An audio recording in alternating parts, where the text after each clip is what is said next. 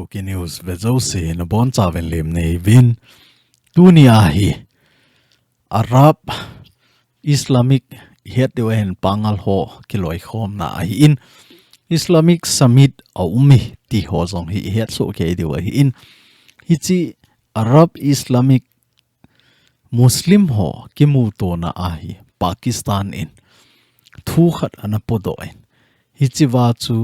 tu a European country ho ki vai po na NATO ho het dewa hi in hi chi to bang hu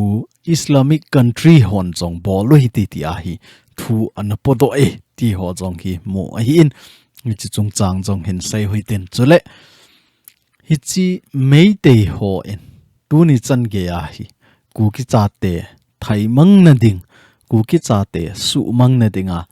to gon anei jinge ku ki cha te ching thei wi di mei te in ku ki ima a ge lo dan ho a hin phon do na ho jong i mu ta deu ta sanin hi chi chung chang an sei hi tin a thu hi zat zat jong le thil hi mi thil bol sanga eilang zo hi iti ki venwa eilang ho hi iti ki su ha deu ham ti lang zo hi ki dei zo a hi ji chun mi phat na ga saya mi se na ga saya chu ei ho I phat chum na ding a lo wa hi la kan lo a hi a hin la mi pan la dana ko na hi ei ho I san ge a hin to kha ding ham hi chi chu hin to kha a hi le iti ki ven do thei deu ham ti pa zo hi ki focus a hi in hi chi ze a chu hin se wa hin tu a jong hi ka velo chon mai te gama hi tui a ha sa ta chu mi khen khan in ita tui ha ena ti hama gam sung wa tui khujat pi long lut na ti mai the tui anet ze a chu tui thieng don ding nei zo ta lo chu agam sung ai tui tama tam ta chu hi nge tui a tam wa nga chu don ding amu zo ta lo chu hi chi to bang hi e ho society zong hi chu hi za chu in zo lang le hi chi chung chang ho in sei hi tin tu hin e topic in hung lut ma saw hi tin a chaina lang le neu khat lungel ho jong ho lim na neu cha hin bol be kit de wa hi ama sa pen in hi chi vai ga velo chun India Today news a ko na hin la wa hi in hi chi wa jong hi Muslim ho anaki mu to now hi chi summit na hi mi Muslim country is anham khan hi kisu khoma hi chi to bang summit ananei wa hi in hi chi summit anei na wa hi Arab-Islamic ho hin NATO sim do ding chung chang ho jong thu ana sei do bi ti ho jong hi mo a hi in aban le hi chi wa hi ga vekit lew han hi chi NATO sim ding hi koi idea a ko na hong kon do ham iti mai the wa hi in hi chi NATO sim do ding dan hi Pakistan gama kona Hong Kong do Pakistan leader pa hin ahin phon do ai ti hi mo ahin hi chi hi iga he theine di wa chu mi khen khanen ipi bola hi chi ho tabang hi ji ham a hi lawaile hi chi to bang to gon ho hi anei go no ham ti zong hi question inei mai thewa hi in hi chi he thim na deu khat chu ga ki sei han lang hile tu chunga na zan hi la news ihun sei naw a hi lo le gamdang dang ho chung chang ho update in bol naw wa jong chu kan sei a hi ta in Israel in Muslim country hi izanam khari attack a ball cho wa tu a next pa hi Turkey hung hi ding a hi ti pa jong hi kan sei a hi ta in ipi bola Turkey chu attack a hin ball go tham a hi lawaile Turkey chu hin ball hen lang hele a government in e to banga pan ala thei am ala thei lo ham ti ho jong chu in a sei ta win hi chi to banga hi Muslim country izan ham khat hi Israel in attack a ball phat na hi tu a hi avet na hi la Pakistan jong safe ki satalo chu azi chu agam sunga jong hi US in Bin Laden ho bang a ho lai wa chu I chan ham khat a su si chu US in Pakistan gam sung su kichep na changa nei hi chi keu chu hi lawa Afghanistan a hi in Iraq a hi in hi chu ho a jong hi Syria a hi in hi chu ho a ana to dan ho hi avet na wa hi le amon jong po na neya chubana ama ho jong safe ki satalo hi chi pha na chu Muslim country ho ki pum khat na khat ineiwa kilol na khat inei lo wa hi le Christian hon ichai de wai ti langai ho langa in sei ro ta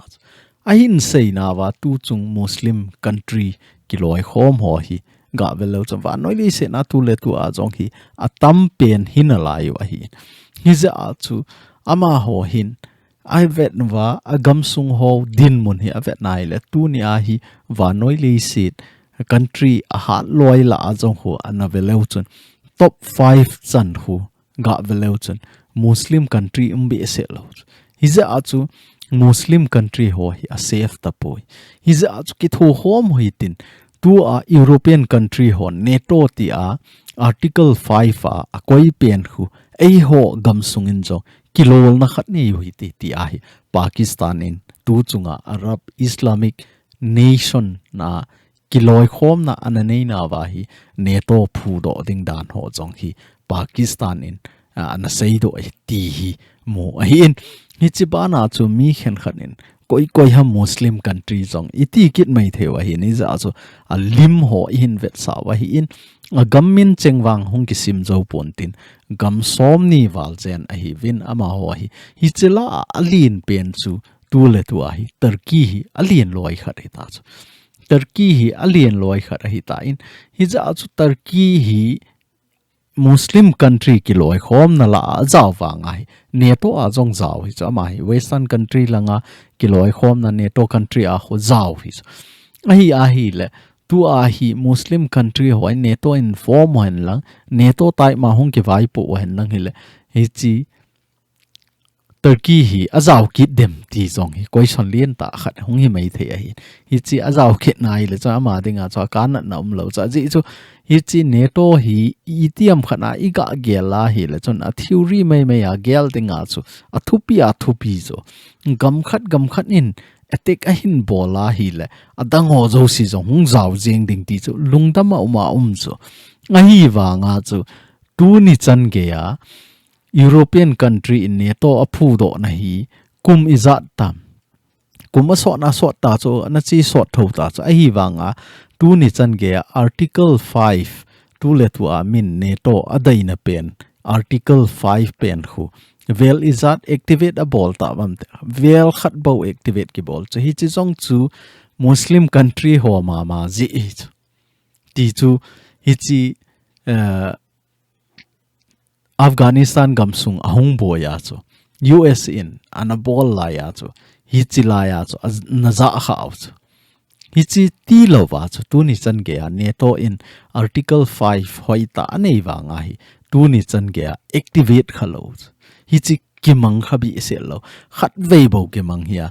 khat vei wal kimang nai lo hi la article 4 jong chu in a sei ta win phat masalai current affair ho in a sei na wa chu I sei ta ven hi chi hi tu chunga jong chu Russia in Poland gamsung a hin bol cha a hi lawai le Poland gamsunga drone ho ahung len sa chu hi chi wa chu Poland hon complain a hin bol je vin article 4 pa hi activate an bol vin NATO country hon ke ho hom na ananei vin tu a hi Russia to boulder dunga hi patrolling chasing dingin thulu na anei ta ve ti a hi chi activate a ball now article 4 activate a ball now hi a gateway chan na hinalai kit cha hi wanga hi chi chu a hi in huti ta mancha thei ta hi bi se lo chu a theory a chu iga se a hi le a thu a sei dinga chu a thu pi ai wanga action ta ati tiang le chun hi chi hi thei bi se lo ai ti pa jong chu het thim na dewa iga se wa in tu chunga Muslim country Islamic country hon summit anei na chungo ba Pakistan in jo agam dan hi avet na a khonun dan ho hi avet na hi le ama ho jong hi kisong be se lo a hi ta phat ba chu Muslim country ho jo sin ki thu pi na a hin nei thei na dible Islamic country thakhat na pan khom ding dan chung chang ho hi na sei khome Pakistan in hi chi to bang thu ho cho na pollute ne ti a hin hi chi African country ho jong hi event nai le ama ho hi amela chu za chom jong le Muslim a religion na chu Islamic HOUHI atama tamai ti zong hi iga het thein diwa cha me ho to hilchet na iga bol theu hi chan chu hin tin tu hin ho gam sung lang hin sai ki tau ten zan hi masala a video in a sip na wa jong chu kan sai ta in hi chiwa lor ho ki te pa hi masanga chu naga ho kiloi khom na politics sunga cho ana umahin naga anapang ahin naga people front anapanga hita chu hichiwa ko na chu resignation anapi in NPP analut ni ti na sei pau cha hi in ama hi former MP zong an hi sa hi in hita chu hichipa hin resignation api zowa tu ni news kimo cha hi le NPP alut na hi NPP hon ama hi National Secretary adinga lendo na ananei tawi ti zong chu mo hin hi chi ahin politics hoi ta san the hi loi ama ho phat chum na ding asumu na ding bo hi dela pang ahin tu a jong hi chi pai ga velen a nationality a hi lo la tribe ma chu ga ki khenan lang hi le chun ama hi thinglang mi hi chu a hi nai hi zong le a bel na zong hi thinglang mi a hi nai hi zong le ama hi ami asa don talawa ama sa pan na chu ami asa to zong ki to hi chu naga political member khat a hi la tu a jong hi naga political party a hi poiti na chu hi di lo hi zong le mi party dang a bel hi ta nga bel la NPP aga bel la hita chu ama ton na ding sum tampi amu theina ding position a dei ja chu tu chunga ama hi na akona chu anaki resigna Meghalaya gamsunga ki form to a korat sangma he de wahin Meghalaya CM zong a hin hichipa party National People Party tia anapuna ahi luna hita chu ama honjo National Security Secretary ading ahi lendo na anabolo hi ti ahin la hi chilanga hi BJP leader hon ahin tip ahin gi na ki khat no cha hi le hi chipa hin masanga patna sumtampi anane do ina chunga hi investigation chil hading hi ti ho chan ge jong hi phut na anei win aman ani do aseina BJP leader hon aseina wa cha hi le Krol som le lak som thum lang hi ane do ai hi za cho achunga hi investigation che han lang asumne do ho hi hin khol do hen ti a jong hi ngo na abol kit vi ti jong hi mu a hi tu hin meite hon Kuki cha te I to banga amu am I to bang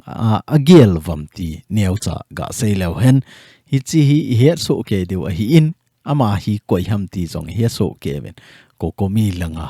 leader khat ahin hi chi pa hin media ho anaseina broadcast hi talk show ho taima anaseina hi anasei khat chu a hi le point am pi a sei do hi mei te pau he ho chun anakingai lew chun I pi a sei am a hi lo le tu ni chan ge ya Kuki cha te chunga gal ka bol khum ta ve Kuki cha te chunga gal bol ding a hi tia phone do na keu hi lowa hi chiwa athu sei jong he anangai lew chun Kuki cha te khonong thai min na ding Kuki cha te hi I ma cha hi poi ti hi a sei jing na lai ti jong he mo hi in amasa chu meite lipun leader pa in kangpo pi sung chu hapta khat ka kamut mang ding ai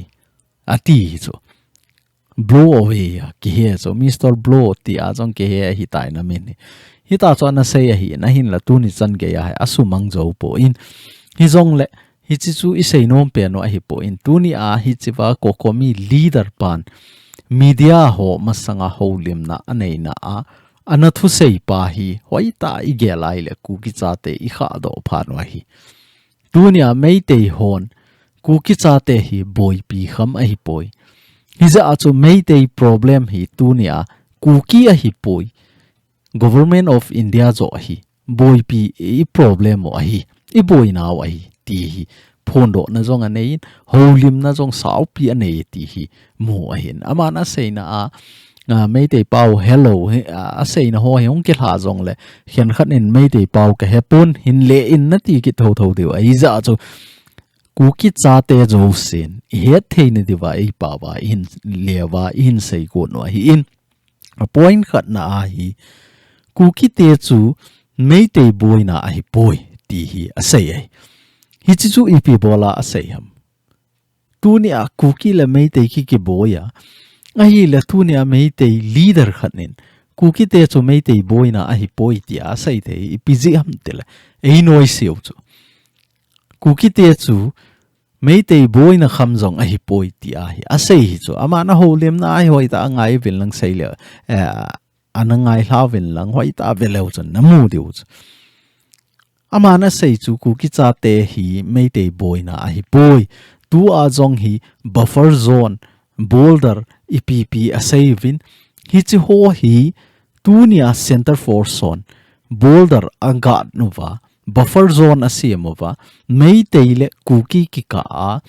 ama ho atova Kuki zong mei tei kama lut sa lo mei tei zong Kuki kama alut sa lo je vai Kuki CHATEN hin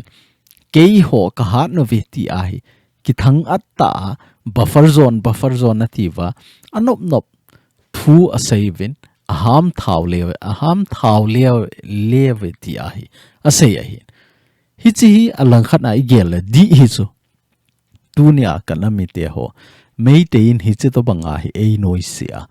tu ni chan ge ya cham na ding sei wang wa mei te ho hin na sata ki got na anei jing wa Kuki CHATEN hi hapta khat sunga ka chai ding hi ti pa hi a che pi jing na live ti jong hi he diwa avela remind ka hin bol hi in ani na asai cho hi le Kuki anop nop asai thei na hi Indian Army ji a hi ti hi chu in to a jong chu ka ga asai ta in buffer zone itiven e ho hi tu ni a jong hi ga veleu chun buffer zone a pang ho hi mei te asang te la hong ki tol hen lang le I do zo diu hin a tu ni a I pan mun ho I din mun ho I chan ho I din dan ho hi hoi ta ki ge lo hi te center force ho hi hen lang hi le tu ni a mei te hon buffer zone iti pau hi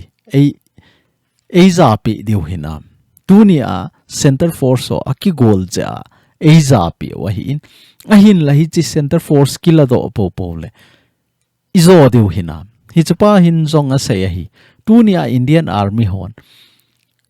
hoi ta a Kuki gam mei te gam ti a alaya ama ho aki gol je wa hichi Indian government zana achu ima cha ki bollo wa hi in ahin la tu ni a hi Kuki CHATEN Indian Army in buffer zone anga pa hi kison pi a anop nop a sei wa hi in hichi Indian Army ho kilado hen lang hi le ama ho hi pangzo ngel deu hinam tu ni a din munwa ding deu hinam hiza achu meitei boy na chu Kuki a hi boy Indian government zo a hi tu ni a Indian government in Kuki CHATEN to ke ho to a su a koya su ho hi suma pi wa ani edinga cha dinga pi wa tu ni a gamjong aga anga pi ke nu wa hi ta pan ala o hi meitei boy na chu Kuki a hi pon Indian government a hi ti hi ami pi ho a hil le cho a chaina a pa hi ga ve ki lau chan army ho din na hi gamgi a hi poi ama na sai cho Manipur gam chu ke thelo ding ai Manipur chu meitei gam a hi in hi je a chu meitei gam a ke theina ding lampi lo hi army ho apo do le tu ni a Kuki ten gamgi buffer zone ti a sei pau hi talo ding ai ti a jong a sei hi chu a hi in tu ni a e ho Kuki CHATEN ipi ti ta awam ti ai le e ho khat le khat iga ki dem to wa a hat dan dana a hi lo le tu ni a meitei ho nom ta zoding dan dana hi Indian Army hon buffer zone hoita hin tin pi ole hat ikisa wa meitei huzat pin e zo ta poi ti dan dewa e ho ki ka sunga azat politics I bolwa tribe khat iga ki do go ju hichi army ho hi chi kokomi leader pan asei banga hi buffer zone na army ho hung kila do ni chu koi tribe ha ma ding zo ding tunin ki phong tau kei tribe wang ding zo ngi iti waile phong tau ngo koi ma chana din zo lo deu cho tuni alam za thangin a phat chenga a phun pa khu hong pot de chu ipizi ina matile aman jong hoita kuki cha te chu a het chit hi chu ama jong kuki ja chu a het chit hi chu a het chit a hi katina chu ipi chu a het chit ham tile kuki cha te chu khat na iti lain jong ding khom thei po vinti hi je a chu phat khat le center force jong a phat chenga buffer zone a hong ding lo ding a hi in hi che ho hi a hong po do ting le mei tein e hin eng bol ting le hi che wa chu ki hin so thei na ding ti a man jong to go na nei hi chu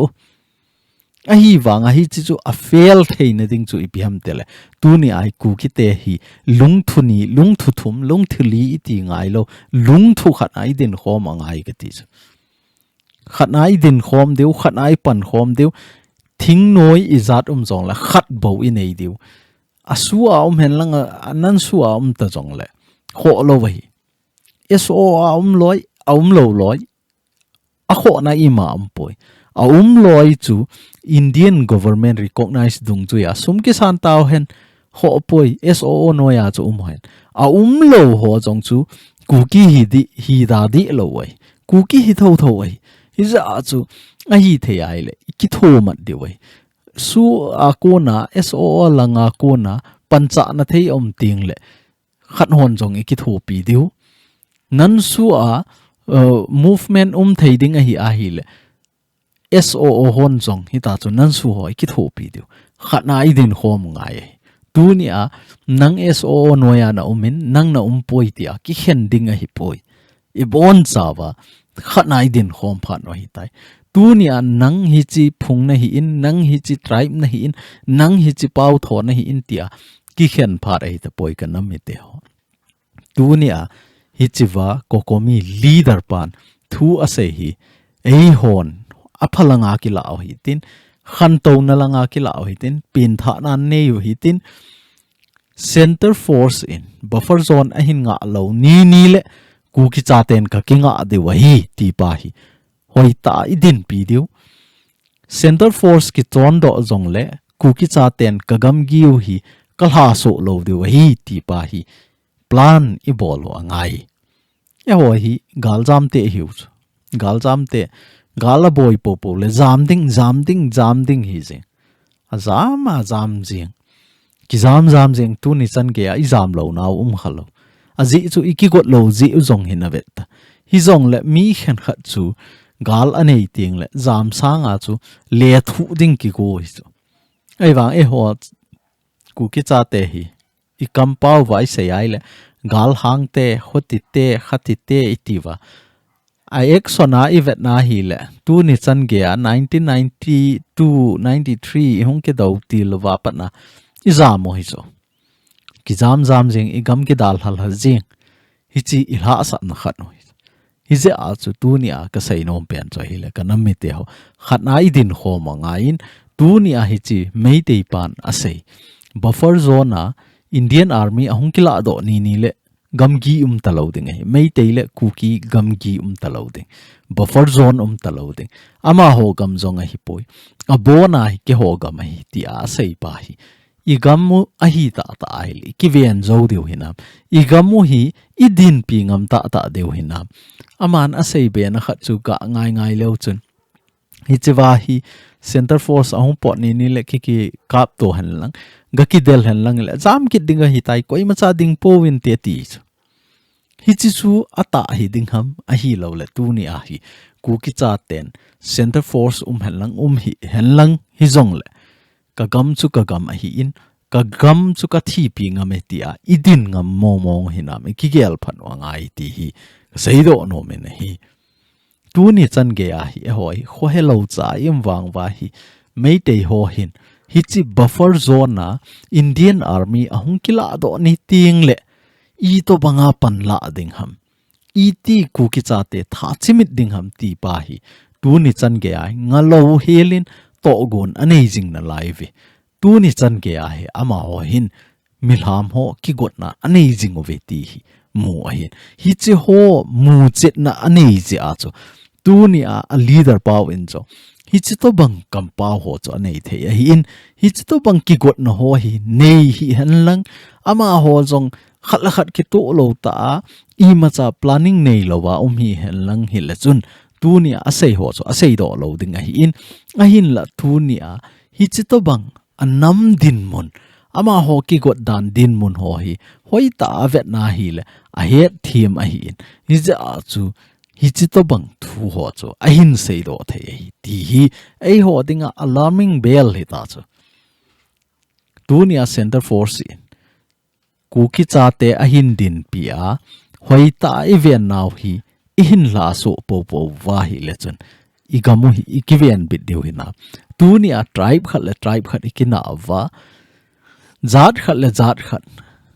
pau chom choma I hung kina pau hi hi chi I sot jing vai le idin zo ta deu hi nam ti pa hi ikigelo angai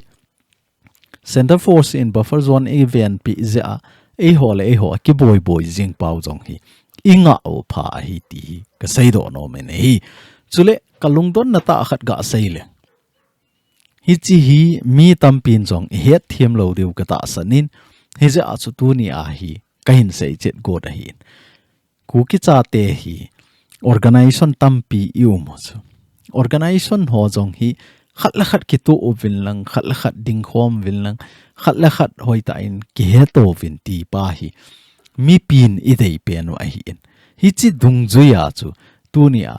KZC in phu chu KZC chung chang hin sei hoi ten na mi tam pin jong het nom diu mi tam pin jong confuse in ei diu ka ta san je a chu hi chi KZC chung chang ka hin sei hin KZC hi tu chunga interviewer thu hin sei ho chu amen ho wang pha da jing hoi ten ga veleu chun KZC ho hi mi pi mandate a hi poi ti hi chu hinge ku KZC ho chu mi pin vote ki hi a hi poi ti chu vote ti chu tu a Indian dan dung ju ya chu a hi le mi pin vote hi hi koi vote hi wam MLA na MLA vote ki hi MP vote ki hi mi pin hi cho se hi direct a vote ki hi ai ma constituency ai ma gamkaya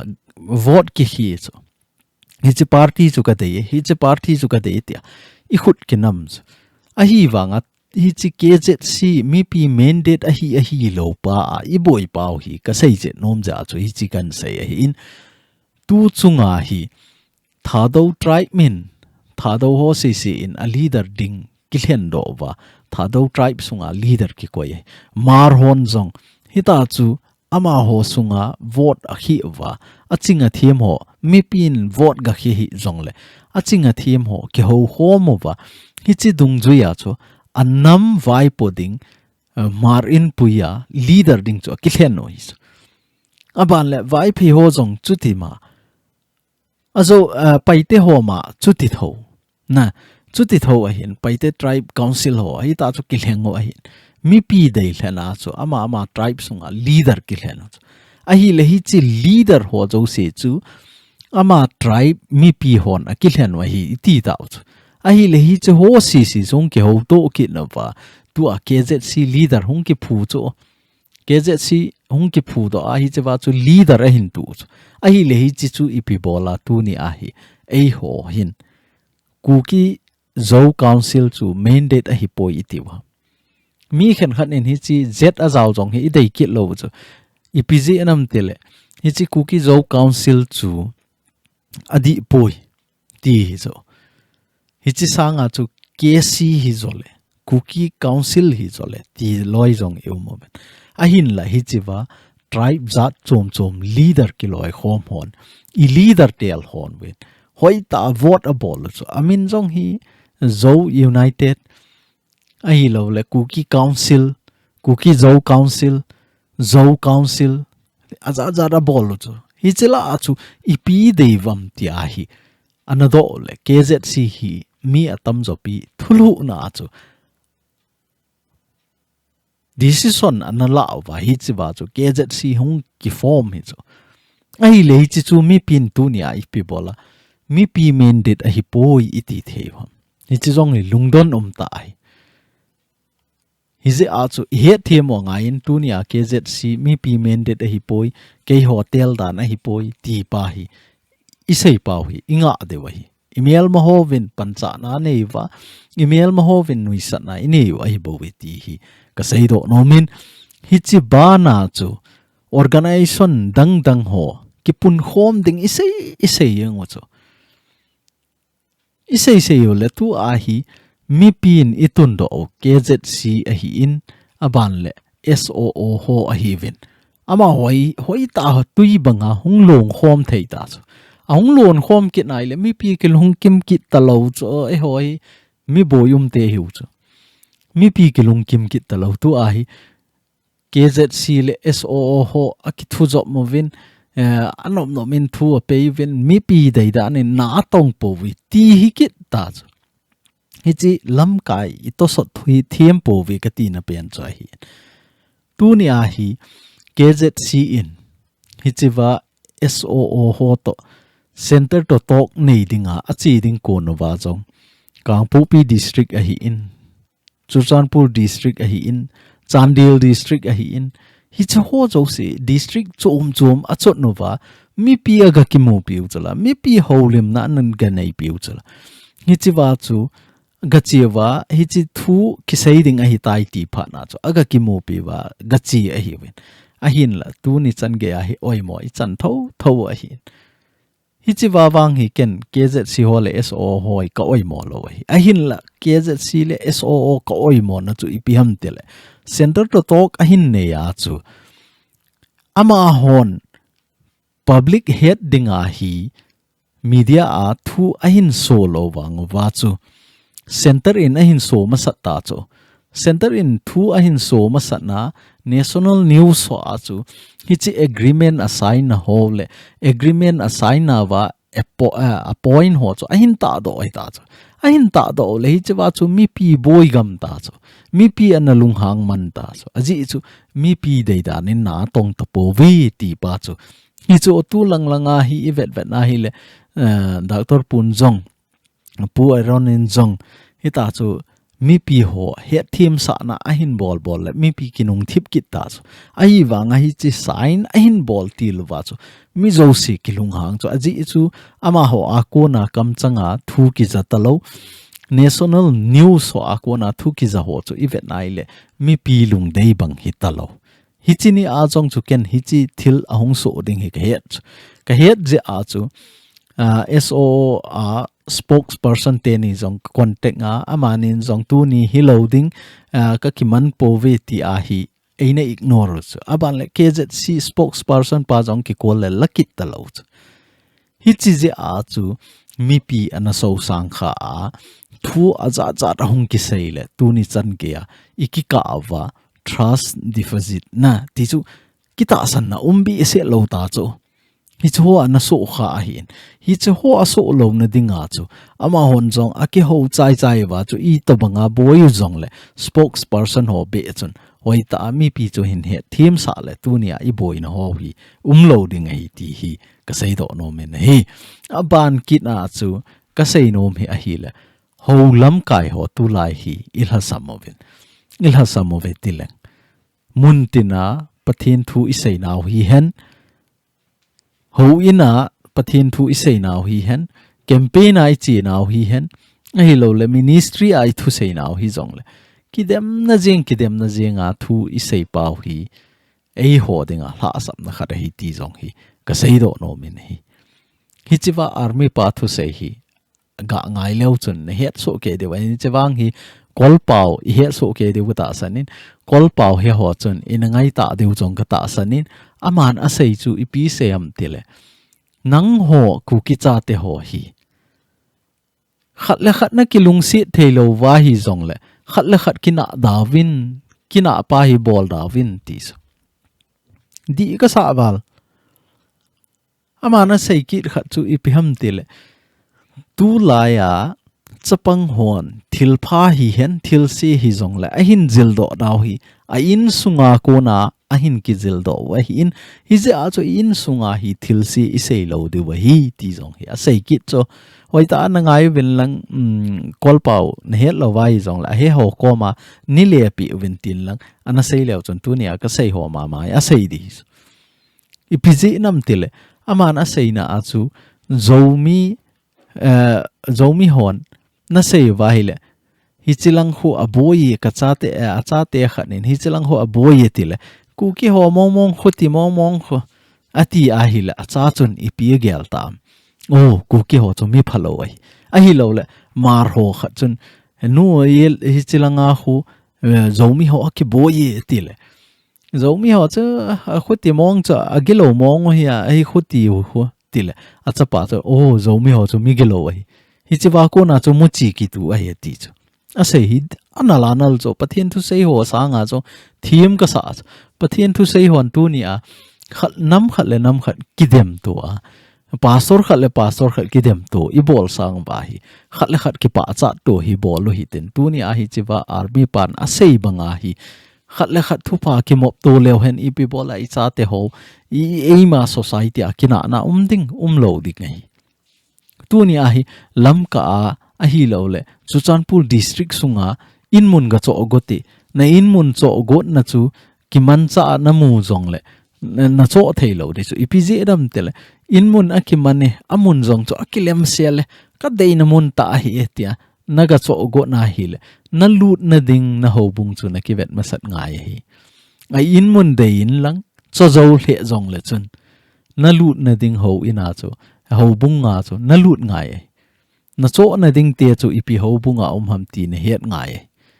hi chu cho e ho hausat phat lo nei hausa idem oven a hin la society a ki pu ding ti jong le society a ho jong chun ho lang jong control ball kit go tu a khopi ho thu pi ta na ho hi ga belo chun na in sa pa mi son chom hi ding na in hlang pa mi son chom hi ding na jit langa na in ko ma pa chu ho in dang hi ding a hi wanga society ahong ki ho ahong ki loi khom tiangole avenga chu society nei ki no cha avenga ki loi khom na chun ki vai po ki doi nang hi chi ho bung chu na hi in ke ho society a ki loi thei po na ti lo chu a chen na area in hope si chu ipi ho bunga ki loi jong le hi chi a chen na sunga society sunga chu ki loi ki hi chi to bang hi mi chon dan hi chu ai wang e ho chu hi lo gam khat be khat ahong ke hona hi jong le hi chiwa hausa chu koi ham koi mission ham koi denomination ham vet masat ngai hi chi teng la chun nang ho to ki ba hi le na ki cho the nang ho dan to ki ba lo bai le hi chlai mun chu ga cho jong le chun na chen the lo ding a hi lo bai le na ki convert na KCC na hi a hi chlai hausa pa chu KBC a hi le KBC a na lu no mai le na cho the a khuti lo bai le ki cho the lo chi lam kalang adi sana lam ka khopi sunga a boina Chuchanpur district sunga i boina pe no hi chi hausa ki dem jing a hi wanga i chon dan hausa chona ki chon tho ei hausa hi jong le i bol ding dol ki bol kit na i dem te bol ho chu ki bol chu CSO ti le la CSO hon jong andan chu example a KSO ga pikit no hi te ama hon jong anama Daovin tin KSO chu Kuki cha te sunga denga muntina khat organization khat a hi za chu iga se wa hin KSO a hiti momong e ti a chu isei na wa hi point mo example la iga man wa hin KSO in general headquarter anei chu general headquarter aneya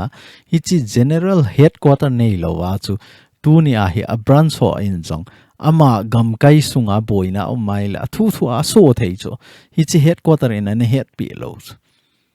a hi lo le thil khat a phone do no ma press release a bol nom jong le headquarter thu pi na lo wa branch in a thu a pe thei chu hichi i ha sap nau chu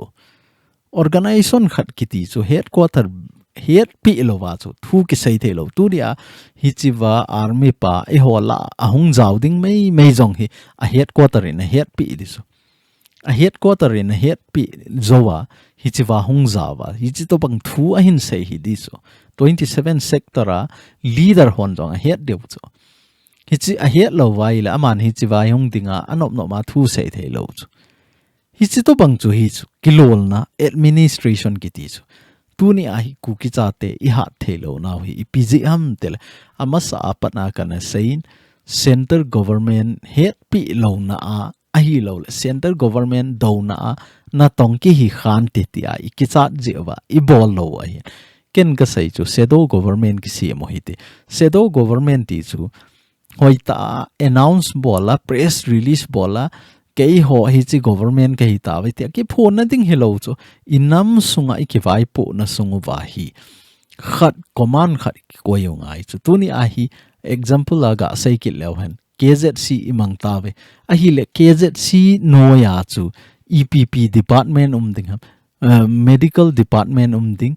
relief department ding defense department ding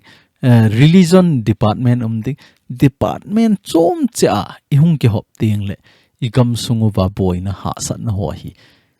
chilang chun a boy pi ding aji chu tu a hi chi KZC leader ho hen IPA boy pe political solution boy pi ja political langa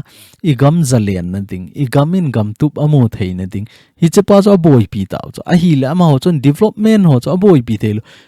example a hi chi lamlen ki sem ho chu KZC leader ho na boy pi zo lo di zo political to nga thai ho chon IP bola hi chilang an boy pi man tiu boy pi man lo li chu I ja cho